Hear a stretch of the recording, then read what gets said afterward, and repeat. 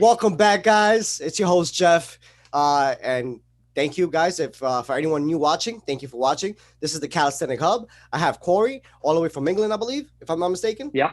From the Yeah, UK. so London. Yeah. From London. Awesome. So let's get straight to it. Let's find out more about Cory, guys. So Cory, tell us exactly where in London are you from, more or less, if you care to share. And how old are you when you started calisthenics? Cool. So yeah, I'm from just north of London, a little town called St Albans, but yeah, most people don't know that. It's quite a small sort of town. I've been doing calisthenics for just over about 6 years now. Okay. And so I'm 29 at the minute. So yeah, 6 years. I started when I was living in New Zealand. Basically, I came across some not YouTube videos, but Facebook videos popped up on my newsfeed. A guy, Frank Madrano, you've probably heard of him. But he was just doing, again, some mad stuff, basically. And I was I was into bodybuilding and stuff at the time. And I was just like, that's pretty cool. So I'm just going to do this now. So yeah, kind of just went headfirst into it. Didn't really know what I was doing at the time. So then I ended up getting tendonitis in both elbows because I was just doing the same thing over and over again. And then, put me out for a little while. Ouch. So man, not fun. So if you've ever had tendonitis, it's not good injury to have. No. So I kind of took a little break from it, went back to kind of the bodybuilding thing, and then took it seriously probably 2016. Okay. I started taking calisthenics like really, really seriously. And then that was pretty much, it from there, really, man. It just took off from there. That's awesome, man. What was your motivation besides the athlete that you saw that inspired you on Facebook? Was there another motivation for you? It was just that you saw that gravity defying move. You know, it's amazing when we see. Pretty. I mean, that was what sparked my interest in it. And then like the more I got into it and the stronger I got, the more results I started to get. And then I was like, oh man, this is like, there's no turning back from this now. It's like the way forward, because there's always something to work towards. Like I've always found, like when I was doing the bodybuilding style stuff, you'd get to a certain point and it'd be like, okay, well, what's kind of next? But with calisthenics, I've always found like, I've always had purpose with my training. So I've not needed to get into like that motivated mindset. I'm always motivated because I've got that purpose. If that makes sense, man. That makes total sense. I definitely agree with that. When you have purpose, motivation will have those days that you lack motivation, but as long as you have purpose, you'll continue with that mission and accomplishing that purpose or goal that you have. And then 100%. You build discipline to help you, along the way. I would definitely agree with that, Cory. What challenges do you come first besides the tendonitis? That came in the beginning of your calisthenic journey. I mean, mostly just battling some injuries, really. I mean, over my tenure of training calisthenics, I mean, I've had my fair share of overuse injuries and just random injuries that you get here and there as well. So they've been the main hurdles for me. I would say, just trying to get over those, and they're the ones that kind of set you back, really. Absolutely, man. Absolutely. We got to try to avoid as much injury as possible by, I feel like warming up is a huge thing that is not talked about too much, or especially in the beginning aspects of anyone's journey. Warming up is so important. We want to get straight into the workout, and, when you don't warm up, that's what happens. I think for me as well, when I started, I didn't have like the best mobility. So I was trying to do stuff that was out of my kind of mobility. So that was one thing that kind of caused some of my injuries. So I kind of took a year, or maybe a year and a half, I think it was, where I would just kind of focus more on my movement and my mobility and everything else. And once I did that, a lot of things started to unlock for me, and I was injured far less, and just everything just kind of went from like here, and it just went up. Yeah, that's awesome, brother. So you mentioned that you did a 1 year of straight like primitive movements and mobility training and flexibility training. What was that like in the beginning? Because I'm sure I've seen some stuff on YouTube. It's in my opinion, it's tedious because it's the boring exercises, but those are the ones that help, honestly. Yeah, I mean, it's definitely the behind the scenes stuff, but that's the stuff that, it unlocks certain movements for you. Absolutely. And it's just grind that you have to put in, really. That's for sure. That's for sure. The hard work behind the scenes, like you said, nobody sees those things, and that's actually what helps out tremendously. And calisthenics, flexibility and mobility is really important. And you said you've seen just the gains from that rapidly, right? 100%. Yeah, so something I'll take a note of is I'll start practicing more mobility training as well, because I realize just for myself, it's something I can improve on, and I'm sure a lot of us can agree with that. How do you train now? Now that you got 4 to 6 years, total training, how's your training structure now compared to before? Yeah, I mean, I don't put as much time into strength training as I used to. I would like before I'd be doing strength training like 6 times a week, sometimes even 7 times a week. But now I put a lot more kind of focus into my recovery as well. And I actually find that, my movements and everything else, they're getting much stronger by just focusing on my recovery and my mobility and all that kind of stuff. That's awesome. So just to put it in perspective, I mean, I this year I managed to finally hit my straddle planche. Nice. But I was only training that once a week, and you'll hear in loads of different books or YouTube videos, you got to train it like 3 times a week in order to get it, but that's not necessarily true. That can lead to overuse injuries in my experience, because I've done that. I've done training splits where I've been doing planche like 3 times a week, and then I get injured, and I've been doing it once a week, and boom, I get it and I haven't been injured. So, that's a big plus. So you do skill training once a week, and then you do mobility and body conditioning, so to speak, like the basics to like help you improve the skills, or tell me a little bit about I mean, I will strength train like 3 times a week, but the skills will vary. Yeah. So if I'm doing like planche one day, then I'll do like my handstands another day, and then I'll do like, I don't know, front lever. I was working towards the one arm chin up recently as well. Oh, so, nice. But I'll do those in the same day. Okay. Okay. So you do like two skills and then some strength training within like a 3-day interval of a week. Yeah. And then like whatever's in between, I'll either do like low intensity stuff like mobility or like cardio based training. Cool. Yeah. Cool, man. Definitely. That's how I kind of work my split. That's awesome. So you do like a 4-day kind of rest period, but with some active and passive rest days? Yeah, pretty much. Yeah. I've through the process of this project, I'm figuring out that overtraining is not something that as the calisthenic community is, fond of, like, hey, you got to do 5 days a week, 6 days a week, strength conditioning, skills. And I'm realizing that sometimes, a good deload in the week helps. Like, I realize a lot of people do 3 to 4 days, and these are the guys like yourself who can do a straddle planche because they're just, giving their body enough time to recover. And we know some of these skills are actually really intense on not only just the muscles, but the ligaments, the joints. Yeah, 100%, man. And that's where some of the minor injuries can come. And because, mind over matter, no pain, no gain.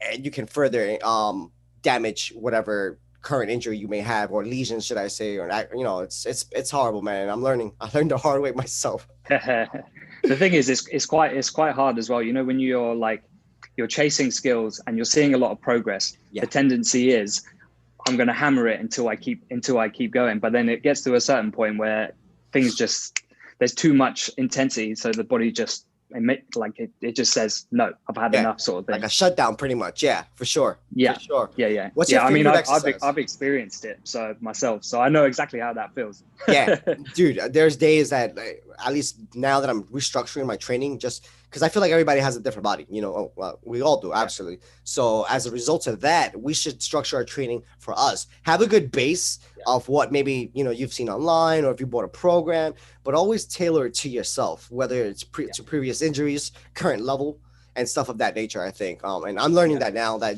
it's not a one size fit all type of situation here. Yeah, 100%. What's your favorite exercise nowadays, or well, we already know about your training or skill that you like to work for most right now? What's my favorite skill that I like to work for right now? Probably handstand at the minute. I mean, handstands for me, like I've always had this like love-hate relationship with them.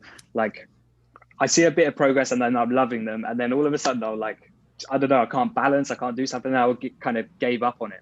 Yeah. But this year has been like the first year where I've been like super consistent with my handstand training. Okay. And again, I'm only really doing handstands maybe like once a week. Okay. And I'm seeing pretty good progress on that on a consistent basis. So just that's working for me at the minute. So yeah, I'm enjoying those. Before I was enjoying planche, but I haven't trained planche for a little while since I've got it. So I need to get back on that really. Speaking of that, do you feel like when you don't train a skill that you've unlocked, as we call it in the calisthenic world, do you feel like you lose it? As you don't use it, you lose it? Not necessarily. You lose the strength, but I don't Okay. think you lose the proprioception and the awareness of being able to do the skill. Got it. You just So gotta like retrain to get the strength, maybe the static hold or something. Gotcha. yeah, because Okay. that's the hardest bit, is actually learning the process and learning the positioning and all that kind of stuff. Right. Once The you've muscle got contraction and all that. Yep. exactly, once you've got that and your brain recognizes you can do that, Yep. then it becomes about, okay, I need the strength in order to do it. And that's what you'll lose. Gotcha. Okay. Yeah, I definitely hear that a lot. If you don't use it, you lose it. So finding a nice balance of kind of, once you unlock a skill, still adding it to your working regimen. And I said, like, it's about tailoring. It's constant tailoring your workout routine, and just to make sure everyone has a different goal. So if you unlock something, I'm sure you don't want to lose it. That's Exactly. at least from the way I view it. What's your least favorite thing that you're working on right now? Or legs. Yeah, man. Calisthenics are known for not training. Athletes are known for not training legs, but I definitely train my legs. I feel like we have to have a complete body. So tell me a little bit about that. So I mean, for me, the reason I'm not enjoying training legs at the minute is because back in February I was playing basketball, and I came down and landed on some, like when you roll your ankle. So I rolled my ankle and it was pretty bad. So I had a cast and everything and a boot on my foot. So I haven't been able to do like squatting or anything like that until recently. So trying to it's that initial getting back into it, like training your legs, having that severe DOMS, and just like that, lacking that motivation to actually train legs, because you're going to be weak. Yeah. Do you know what I mean? So for sure, man. Legs, it's I actually enjoy training legs, like when I'm feeling strong on my legs, if that makes sense. Right. But due to the injury, it's something that you got to just work towards. So right now is the least favorite as far as working towards. Yeah, I hear you, brother. Exactly. I hear you, man. Like a good leg day the next day always makes me want to be like, damn, did I go too hard? Because going down steps is always harder. Going down the stairs, man. Yeah, man. You were talking about recovery. As we know, recovery also has a huge play as far as nutrition. What do you do as far as your diet? Is there something specific that you do for diet, or do you kind of just conscious eating? Not really. Yeah, I mean, I track my calories. Okay. So I'll do that on a consistent basis, but I won't be like super anal about it, unless I'm trying to cut body fat percentage. Then I'll be more strict. But at the minute, I'm just kind of maintaining what I'm at. So I'll have that kind of balance. If I want to eat something, I will, but I'll track it. So then I know that I've had it, but it's tracked, so it doesn't really. So that way, I'm always staying on track, sort of thing. Yeah. And you've done it for some time, that you kind of already know what you should be eating or not, right? After it becomes habitual. It's a lifestyle. You know what to eat, and then we have the cheat days too. So it is. Well, this is the thing. I mean, I'm pretty consistent with the foods that I like to eat as well. So once once you've tracked and you know how many calories are in certain foods, it becomes a lot easier to track then. Yeah. So. Definitely. It's just it's again, it's just more like minor tweaking, really. Absolutely. And like you said, depending on your goals, if you're trying to shred up, maybe bulk up, or just maintain, depends on your diet. Absolutely. What's your current height and weight right now? So current weight, I'm 76 kilos, and current height, I'm 168 centimeters. Okay. All right. I'm saying current, like we're going to grow any further, right? But exactly. You know what I mean? Oh, by the way, I'm coming down from I'm getting better from a cold, so that's why I may sound a little congested. So thank you again for your time today, man. New York weather fluctuates so much. So, you could be training one day and like 70 beautiful degrees, sunny weather. And then the next day it's like below 50, windy. It's crazy out here, man. It's crazy. Yeah. They say global. Yeah, same as London. Yeah. They say global warming is not a thing, right? But we'll leave that for a different topic. So let's dive a little deeper. We know that you've been training for 4 years. You've unlocked the straddle planche. You're working on handstand. What keeps you motivated today? As we know, motivation it's a roller coaster. It comes and goes. What keeps you motivated? Good question. Just my goals that I set for myself. I always want to be better than I was before.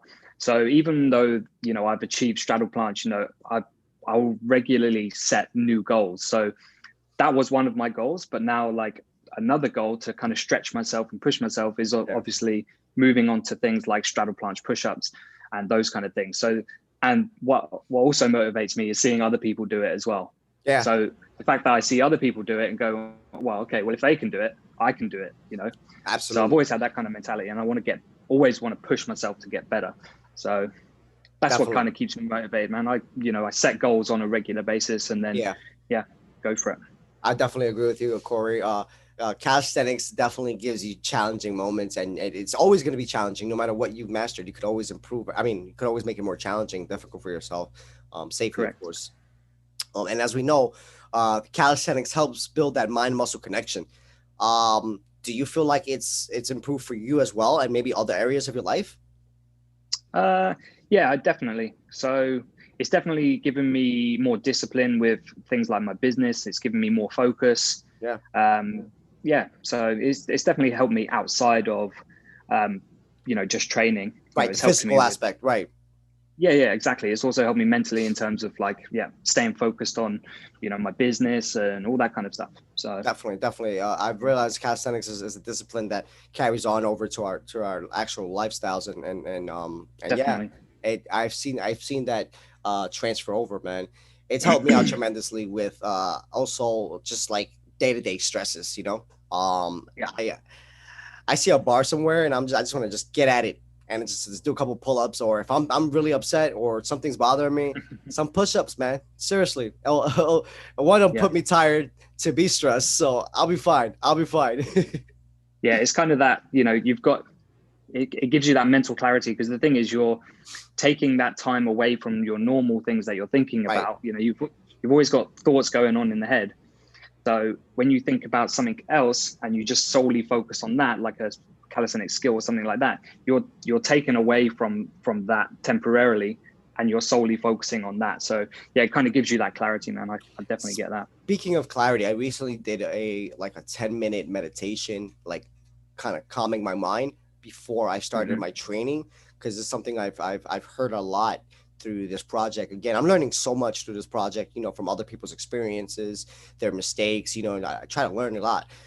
And so, I've Definitely. been hearing meditating before you get into a session. It helps you kind of just relax and really get into that state of mind.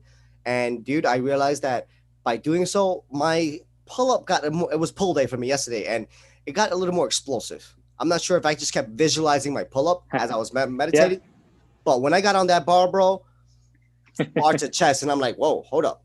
I'm gonna have to start doing this more often, man. Especially for skill training, because it's a visual thing. I feel, and you just kind of setting up your muscles right and kind of setting the tone, so to speak. Yeah. Do you Yeah. do any meditating or yoga to help you in your training? So I'll do. I don't meditate, Okay, but I'll do like some like yoga practices. And I've learned like all the kind of yoga practices and stretching stuff that I've learned from a guy called Ricky Warren. I okay. don't know if you've heard of him, but he I might be a haven't. good person to get on an interview at some I'll point. definitely reach out. Definitely will reach out. Yeah. His Instagram is rix.official. Got it. But Rick yeah, Dot he's official. he taught me he taught me a lot of stuff about like yoga and breathing practices and all that kind of stuff. So anything I know about that is from him. So Gotcha. Gotcha. Well, but yeah, I'll incorporate some of that into my kind of warm up routine. that's Yeah. awesome. That's awesome. Breathing is a huge part. I feel like I'm guilty for not breathing. Not that I'm not breathing, but not practicing my breathing and just performing it very effectively during my training. And I'm learning towards it. It's all learning experience. But this is why I started doing yoga, just to kind of like, I mean, not yoga, I'm meditating, kind of just like really, zen, and kind of like zero in on my breathing, my thought process, and everything. And that one day I saw a huge shift in my pull days. So I'm gonna keep on trying it 30 days and Yeah. see what happens. See Yeah, what man. happens. What piece of advice you can give yourself if you would be able to go back 4 years, 6 years ago when you started? What would you tell yourself then, Corey, 6 years ago? Uh, yeah, don't rush it, and take your time. Take your time with it. Yeah, Because the thing is, I mean, when I was first starting, the main reason that I got injuries and all that kind of stuff is because I was trying to rush to the next stage all the time. for And sure. being younger, I was like, oh, I just want to keep going, keep going, keep going. And then it's like looking back, you realize, oh man, I probably shouldn't have done that quick, Yeah, or I probably shouldn't have like tried to jump to the next progression when I'm actually not ready for that just yet. So absolutely. I mean, that's the kind of advice that I would say is just take your time with it. Take your It's a time. journey. It's a journey. It's a marathon. It's not a sprint. Exactly. It's a marathon, not a sprint, guys. Just keep on listening to these gems out here, man. And that's some great piece of advice for anyone who's getting started. Just take your time, don't let your ego get the best of you. And that's and focus on the basics, like, and get really, really good at them. Yeah. Like, and don't neglect mobility. No. Now that I'm 6 months in, I wish I could go, back 6 months and start on my mobility training, but I'll turn that around right now. And that's exactly what we're doing through this project. We're just learning and growing and being better, not as athletes, but also as persons and as people. What's your future goals for calisthenics, for your business? Does your business involve of some sort of training or fitness at all? So I coach calisthenics, and I coach online and in person. So and I've been doing that for the last 4 and a bit years. 4.5 years, I think it is. Nice. So yeah, I've been coaching for that long. Well, online only since the sort of pandemic happened. Okay. But yeah, I'm just continuing to do that now because that seems to have taken off a bit. So yeah, that's good. But yeah, future goals is to grow my online business a bit more, keep pushing towards growing my, physical clients as well, and just getting good results for them, really, and teaching them all, how to avoid the mistakes that I went through, Yeah, for sure, man. I definitely agree. Sorry about that. So that's all good, man. So yeah, that's probably business goals. Just keep growing that, and then calisthenics goals: 1 arm chin up, front lever rows, full front lever rows, and straddle planche push-ups. Oh, and handstand push-ups. So handstand push-ups next. Nice. Work towards that, man. We're definitely gonna do it, Cory. Definitely. And good luck on your business ventures, brother. Good luck on that. Thanks, bro. And I suppose you see yourself doing calisthenics for the rest of your life, correct? Yeah, without a doubt, man. There's no turning back, really. Yeah. I mean, I will do weights here and there, but only as like accessory things, or if there's something specific that I need to kind of work on, or something's not activated properly or something like that, then I'll kind of work with some weights. If it supports the calisthenics goals, then I'm all for using weights and all that kind of stuff. And again, that's just another tool to just keep on getting better and stronger, man. Like I'm not 100%. I'm not against weight training because I use a little bit of weight training in my training for anterior dumbbell raise for getting stronger shoulders for planche training, like for example that. And you could do it also with resistance bands. It's just about time and attention and whatnot. But yeah, so you do a little bit of other disciplines such as weightlifting every now and then. So one injury I had not so long ago, last year, was an elbow injury, and basically I'd hyperextended the elbow, and then I got tendonitis as a result of it on the tricep. So one thing that helped me was just again bodybuilder style exercise, really, but bicep curls. Yeah. And I continued to strengthen my biceps, and that was one of the keys for me actually unlocking the planche as well. So just by doing just some bicep curls. Wow. Yeah, exactly. You wouldn't think I mean, I love bicep curls just because of the one. I mean, who doesn't want some big biceps, right? But I didn't think it would transition into your straight arm training, because most planche are straight arm, and you're really doing the activation of a curl, so that's not much of a straight arm.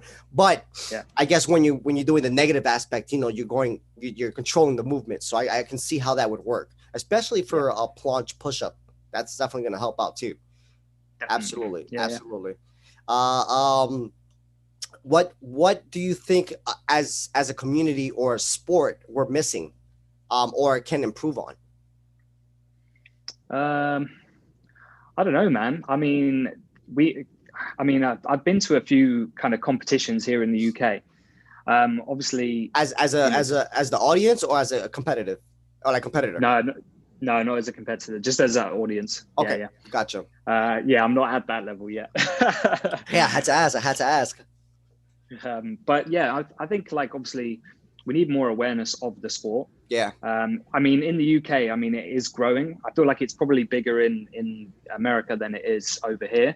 Okay. But it's definitely, since I started training it here in the UK, it's definitely gone from here to up. So I think I think it is growing, and I think the only way is up. And there's definitely more popularity here. People, I've seen it from when I was training clients in the gym. They were more gravitating towards that than they were this kind of conventional bodybuilding style training that has been kind of, well, it's been the backbone of the fitness industry for ages. So yeah, you know, and I feel like people are starting to want to come away from that a little bit. And yeah, I mean, listen, bodybuilding is great if you're just trying to get size, but if you want relative strength, which is, I think, you know, now people are realizing that relative strength is longevity too, for not just what you can do with your body, but also health wise. Calisthenics is where it's at, man. I agree with you. Definitely. I agree with you. Definitely. And that shift also, we can kind of state that COVID kind of helped that shift due to the gym being closed and whatnot. Oh, yeah. So, you know, I feel like COVID had a big part in not just, you know, spreading calisthenics to the world, but making it a little bit more mainstream. And yeah, man, it's a gift and a curse, you know, because it's a bad time, but it's a good time for calisthenics. At least it's that. Yeah, definitely. Yeah, man. Dude, thank you again, man, for doing this, man. I really appreciate you sharing your story and you know, being a part of this community, and keep on doing your stuff, bro. You got really good content. Thanks, guys, bro. Please be sure to follow my boy Cory, and let us know where we can follow you, Cory. Yeah, so Instagram, CR_Mvmnt_coach. So CR Movement Coach. Be sure to follow my boy. Hit me up. Yeah, for sure, man. And yeah, man, listen, I really appreciate you again for doing this, Cory. Please send me, you mentioned his name, Ricardo, was it? Or Richard? No, Ricky Warren. Ricky. Yeah, I'll message you his account. Yeah, because I would definitely love to interview him, and anyone, maybe a local athlete that you're currently training that would love to share his story or her story. I would love to cool. hear it out too, because again, as you mentioned earlier, just trying to raise more awareness, and I think through this channel we can do that and just uplift calisthenics and elevate it to its recognition and spotlight that it deserves. It's a discipline. It's a lot. We as athletes put a lot of effort. And just trying to get it recognized as much as possible and grow the community, man. So again, thank you, Cory. Appreciate it, bro. Absolutely, Cory. How about you send me a video of you know, you maybe doing a straddle planche or maybe a move you're working on, so I can kind of upload it on my YouTube channel, and I mean on my Instagram page, so I can just let our viewers know that, you know, the video is coming soon as far as our interview. Sure. Kind of like a thing I do with all the interviews that I host on this channel. They send me a quick flick or something, and I put it up on my Instagram page. Perfect. Well, thanks, man. I really appreciate you, man. And that's a wrap, guys. Thank you for watching Calisthenics Hub. Be sure to watch my boy Cory on Instagram, and please be sure to follow us right here on YouTube. Like, subscribe, share. You guys know the thing. I don't have to repeat myself. My boy Cory, all the way from the UK. Let's do it. London in the house. Oh man.